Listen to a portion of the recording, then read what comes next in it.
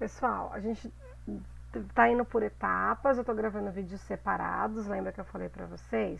Então aqui eu tô entrando com o mesmo assunto, slide novo, mas é para não ficar muito cansativo. Ferramentas do diagnóstico. Qual que é as ferramentas que eu uso? Lembra que eu comentei com vocês? Que eu tenho softwares, que eu tenho gráficos, que eu tenho planilhas, que eu tenho diagramas com datas e etapas, que eu tenho cronogramas. Eu quero ver isso um pouco com vocês. Vou tentar trazer esses softwares a partir da semana que vem pra gente já começar a brincar com isso. A turma de vocês vai ser a primeira.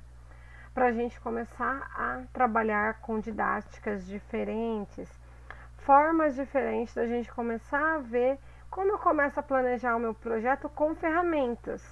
Porque só olhando no papel assim pode ficar meio cansativo mesmo.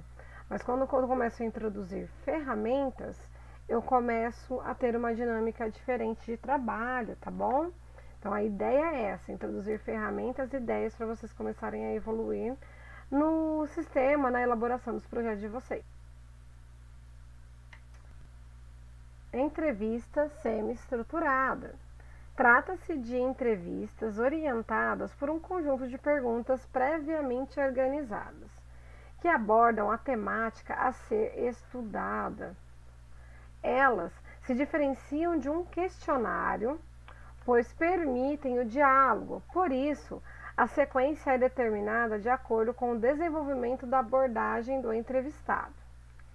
Em vista disso, é oportuno desenvolver a arte de formular perguntas abertas, estimulantes, dignificantes e referentes a elementos-chave, tá?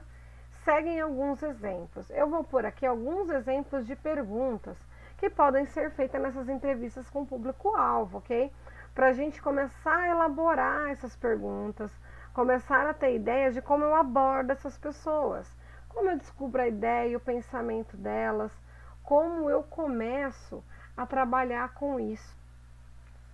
A nossa sequência de perguntas, pessoal, começa assim, a pergunta aberta.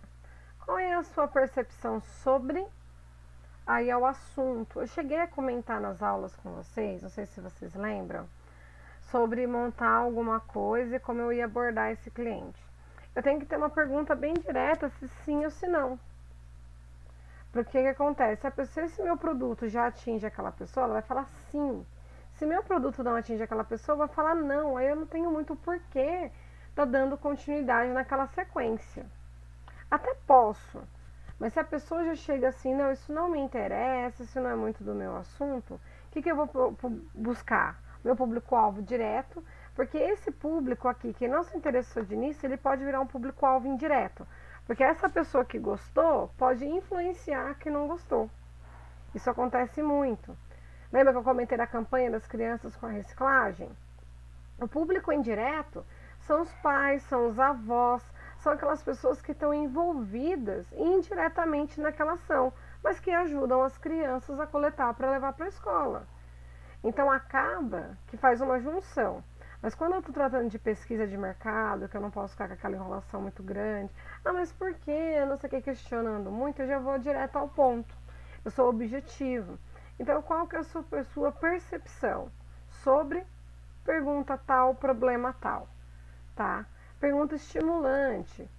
Como você conseguiu desenvolver sua ideia e convencer os seus atores? Isso é para você se responder, tá?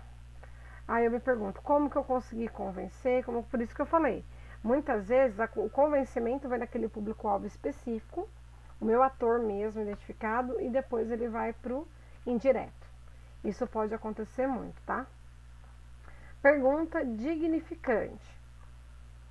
Com sua longa experiência na produção de, o que você pode aconselhar? Tá? Pergunta sobre elemento-chave. Como vocês conseguiram recuperar a produção depois da crise? Aqui eu já coloquei uma produção depois da crise, que a gente está vivendo essa crise. É legal a gente se parar para se perguntar, até para nós mesmos, como nós nos recuperamos depois da crise? Já ficamos desempregados, já passamos por dificuldades financeiras, como nós nos recuperamos diante disso? Essas perguntas, elas são muito importantes para a gente fazer primeiro para nós mesmos, para depois estimular e fazer as perguntas ideais para o nosso público-alvo. Então é legal sentar, olhar essas perguntas e tentar responder para nós mesmos.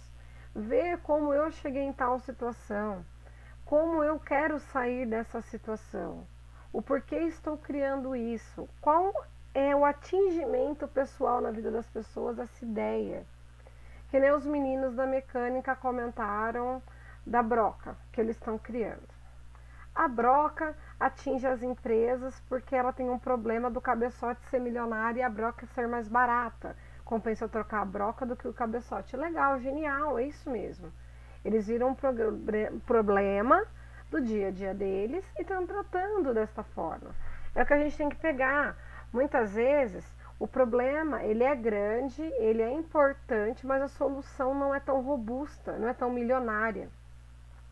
E isso aí pode valer muito a pena ao decorrer do mercado. Por isso que vale a pena a gente fazer algumas perguntas internas nossas e responder essas perguntas. Vale muito a pena.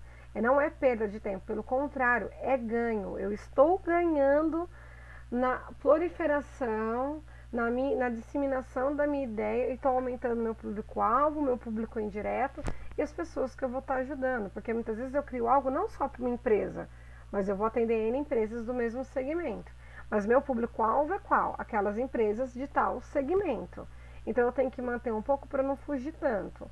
Aí se eu tenho empresas que têm o mesmo equipamento, que também tem problemas, ela também vão virar um público indireto daí. Fez sucesso numa empresa? Peraí, eu posso indicar para outra que não é desse mesmo segmento real, mas ela, como tem a mesma máquina, ela pode também se interessar pelo meu produto. Tá bem, gente? Essas perguntas, tentem responder, tentem uma olhada nelas, que podem ajudar muito vocês na hora de vocês elaborarem um projeto. Por isso que eu falei, vamos muito por etapas, porque aulas muito grandes vão ficando muito maçantes e tem muita informação. Então eu prefiro trazer informações meio por partes para vocês.